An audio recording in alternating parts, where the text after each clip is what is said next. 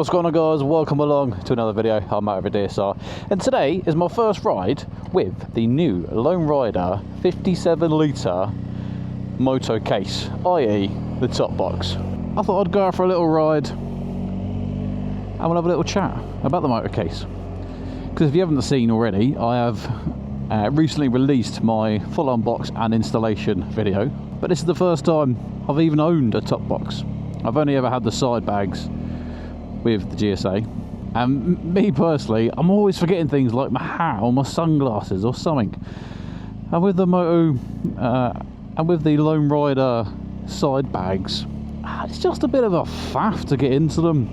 You've got to do it on both clips, and then you got to unroll, do the center clip, and then you got to unroll it to then get to the middle, to then put your stuff away, to then do it all up again. And so when they come out of the MotoCase, I was already looking and flittering with the idea of getting a top box. They come out with it at the right time for me, because it was either buy a Chinese top box for 200 quid or so, or, you know, splash a little bit extra cash and get one of these. And see, one had the side bags, and I like the company, the research and development they put into it, the content they put out surrounding their bags, their tents, whatever it may be.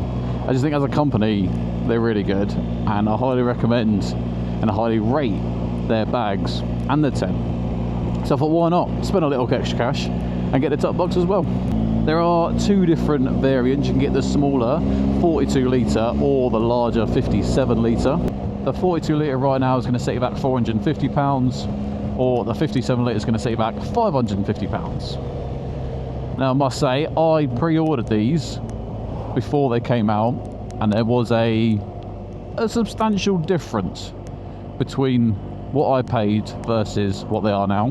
But anyone could have got that pre-order. There's nothing special about me, just jumps on it.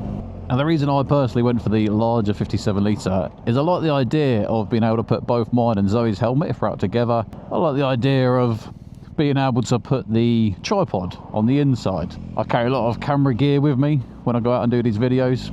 I didn't want to have the fear of buying small and then wanting to buy bigger later on. It's like the saying, you buy cheap, you buy twice. Well, in this case, it was you buy small, you might buy twice. So yeah, went for the big one, and it is big. It is. But luckily, the GSA is just as big that it doesn't look stupid on the back of this bike. It fits in just beautifully with it. I found it a little funny, but the top box is rated to a speed of 74 miles an hour. So don't get me wrong, I never break the speed limit, but I don't want to be just looking back one time and seeing it not there. That would be less than ideal.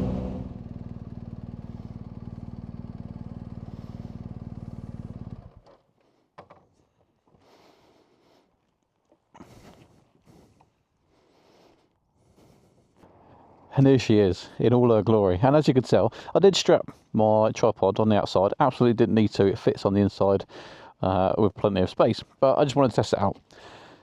They do provide you with these kind of Velcro straps that can fit through the Molly system and tie it on. It's not going anywhere, but it is a little bit loose.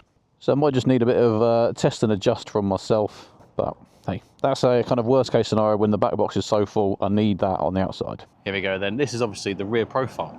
And as I said, it fits in with the size of the bike. Right now, obviously I don't have the side bags on, but normally I run the pannier system. So the pannier system would stick out a little bit further than the handlebars anyway.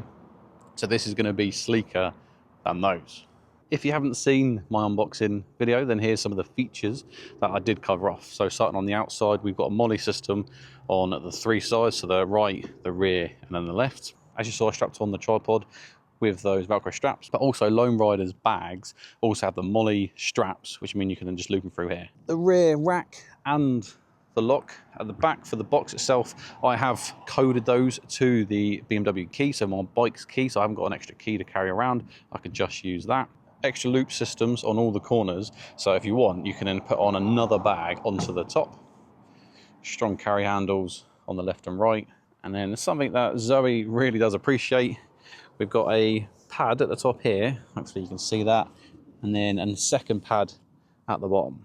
We will be doing a full passenger Lone Rider video, so she'll give her thoughts and opinions on it. Does it dig in? Is it the right position? Yada, yada, yada. Rear lock then. Just lift up like that, and here we go. And one thing I do like with the lid is it stops wherever you put it. It doesn't just fall down. It doesn't have to be all the way open.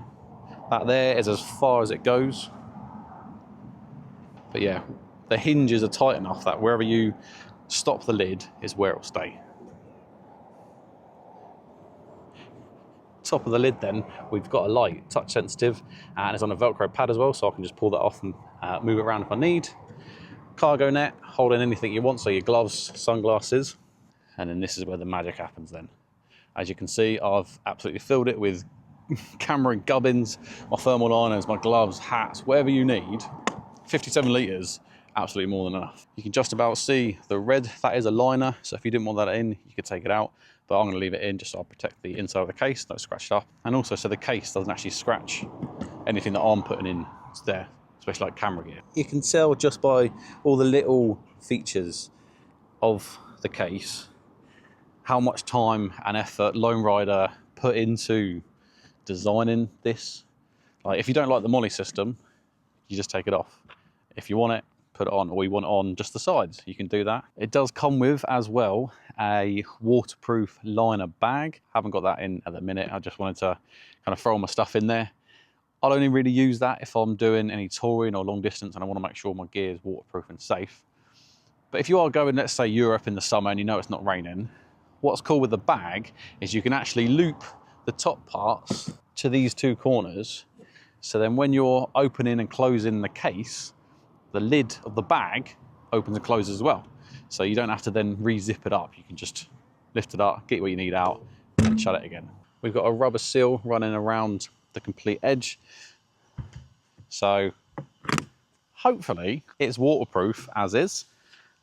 I'll test that at some point, get the old sprinkler out, or just go out when it's raining, and we'll see if there is any water ingress. But rubber seal, it's got a lip on the bottom side as well, so I reckon it will be all right. Don't know why I'm here squinting. I got sunglasses right here. And that's what I'm saying when I was on the bike, how sometimes I forget to put my sunglasses into the side bags. I just love the ease of having a top box. One problem I have come across, which I didn't foresee, is where the bike sits in the garage and how Zoe's bike is in the garage as well. I can't actually shut the garage door with the back box on. So I'm gonna have to either take the back box off every time or try and put the bike in at a slightly different angle. Not everyone's gonna have that problem, but I did. My initial thoughts then on the Lone Rider back box.